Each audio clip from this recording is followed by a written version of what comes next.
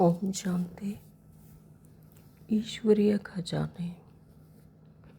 परमात्मा से हमको सभी ज्ञान, गुण, शक्तियाँ, स्वमान, वरदान, खुशी, ये सब संगम युग के समय पर खजाने मिले हैं। ये सब अभी जमा करेंगे तब हम सदा संपूर्णता, संपन्नता, संतुष्टता और प्रसन्नता का अनुभव कर सकेंगे। इसलिए अब हम सबको इन खजानों को जमा करना है। जमा करने की बात बाबा ने ऐसे बताई है कि 3 बिंदियाँ अर्थात आत्मिक स्थिति में रहकर परमात्मा की स्नेह युक्त याद होगी तो विश्व नाटक का ज्ञान बुद्धि में इमर्ज रूप में होगा, तब ही ये खजाने जमा हो सकते हैं। अर्थात ये खजाने सदा जमा होते रहेंगे और आत्मा सदा प्रसन्नता का अनुभव करती है। जिसके पास खजाने जमा होते हैं तो उसको नशा और खुशी स्वतः ही रहती है। अगर किसी की जेब में खूब सारे पैसे हों तो उसकी खुशी उसके चेहरे पर दिखाई देगी।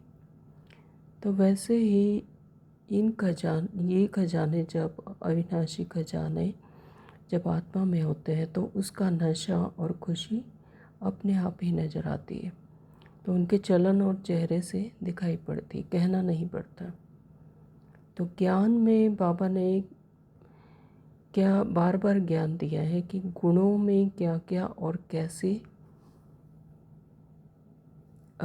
खजानों को कैसे जमा किया जाता है, परमात्मिक शक्तियाँ क्या क्या हैं और हमने कितनी धारण की है। ये सब हमारी स्मृति में जागृत रहेगा, तभी उनकी धारणा होगी। यानी जब हम शक्तियों को धारण करेंगे अपने जीवन में, तभी जीवन में खुशी और नशा रहेगा।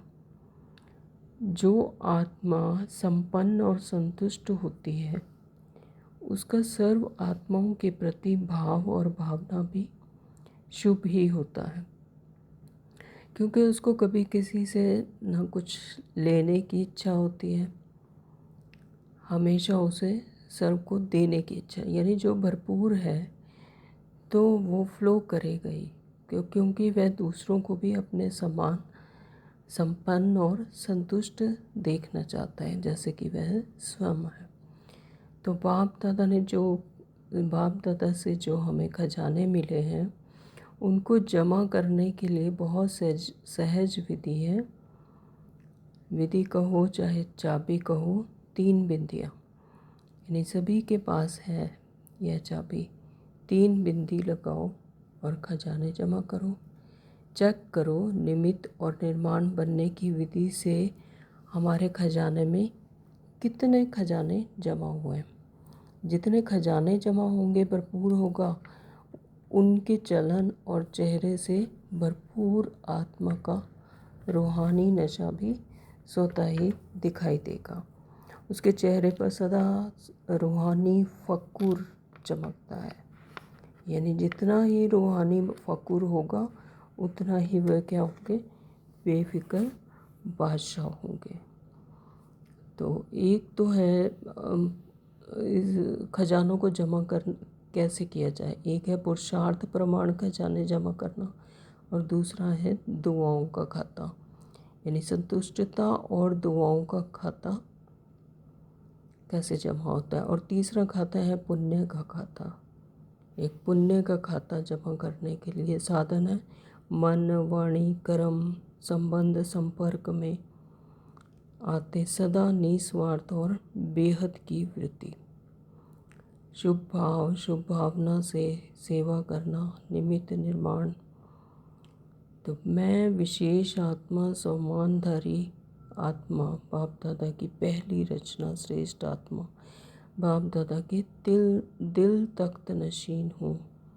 तो साथ में परमात्मा रचना इस वृक्ष के जड़ में बैठी हुई पूर्वज और पूज्य आत्माओं।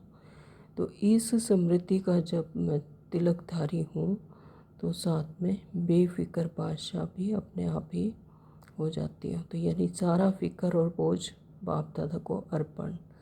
और डबल लाइट की ताजधारी हूँ, परमात्म प्यारी आत्मा हूँ। तो यह जग करना है कि मैं कितनी निमित्त और निर्माण बनी हूँ, कितनी निमित्त और निर्माण बनने की विधि से हमारे खाते में कितना खजाना जमा हुआ है।